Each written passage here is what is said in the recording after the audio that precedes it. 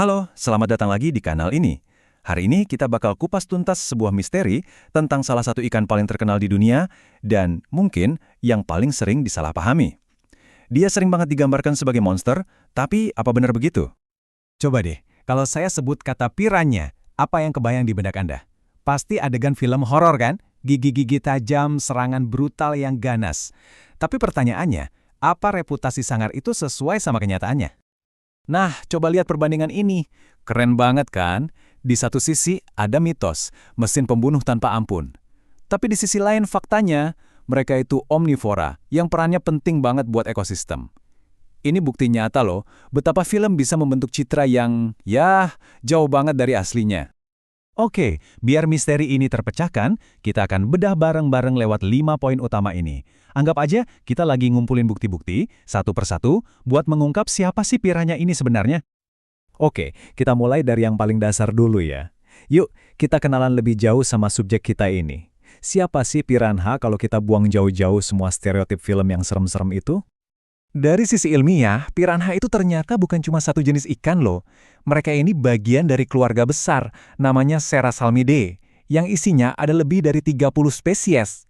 Jadi lupain deh gambaran satu monster di film.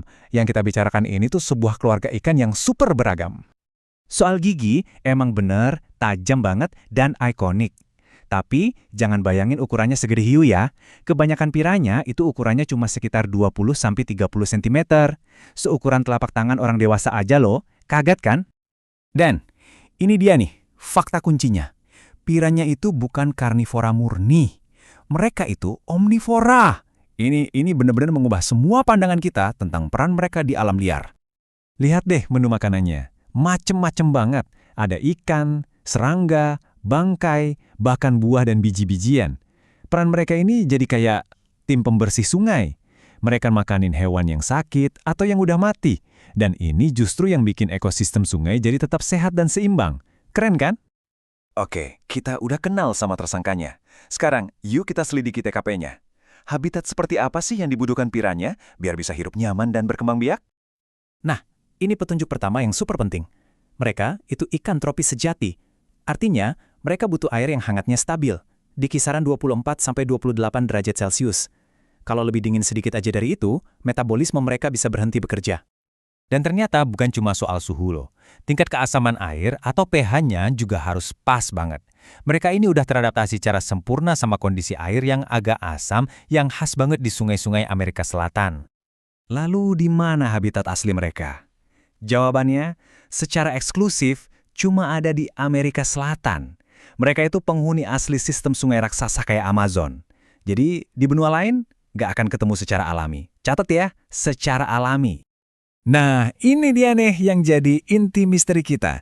Indonesia kan sama-sama tropis, sungainya banyak banget. Terus, kenapa kok nggak ada piranha di sini? Apa sih yang sebenarnya ngehalangin mereka buat sampai ke perairan kita? Jawabannya, ternyata ada di 4 dinding raksasa ini.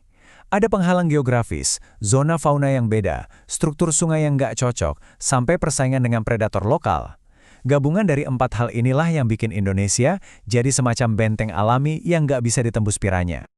Jadi, poin utamanya gini, meskipun sama-sama di daerah tropis, skala dan struktur ekosistemnya itu beda langit dan bumi. Coba bayangin deh, bandingin ekosistem Amazon sama sungai di Indonesia itu kayak bandingin jalan tol 8 lajur sama jalan setapak di gunung. Sama-sama jalan kan? Tapi fungsinya, ukurannya, dan siapa yang bisa lewat, itu sama sekali beda. Nah, ngertiin semua penghalang alami ini tuh bukan cuma buat nambah wawasan biologi aja loh. Ini justru membawa kita ke sebuah peringatan yang sangat serius soal bahaya ekologis. Coba dibayangin skenario terburuknya. Ada orang, entah iseng atau nggak sengaja, ngelepasin piranha ke sungai di Indonesia. Saat itu juga, status mereka langsung berubah. Dari yang tadinya cuma ikan biasa di habitatnya, jadi spesies invasif yang sangat berbahaya. Dan dampaknya bisa memicu efek domino yang menghancurkan. Mereka bisa jadi lebih unggul dari predator asli kita, kayak toman atau arwana, terus memaksa ikan-ikan lokal tanpa terkendali. Keseimbangan ekosistem yang udah terbentuk jutaan tahun bisa hancur total, semuanya bisa runtuh. Jadi pelajaran utamanya apa? Konteks itu segalanya. Seperti kata kutipan ini, piranha itu seharusnya ada di Amazon. Di sana, mereka bukan monster, tapi bagian vital dari ekosistem. Mereka jadi masalah kalau dipindahkan ke tempat yang salah. Jadi kita tutup bahasan kali ini dengan sebuah pertanyaan buat direnungkan.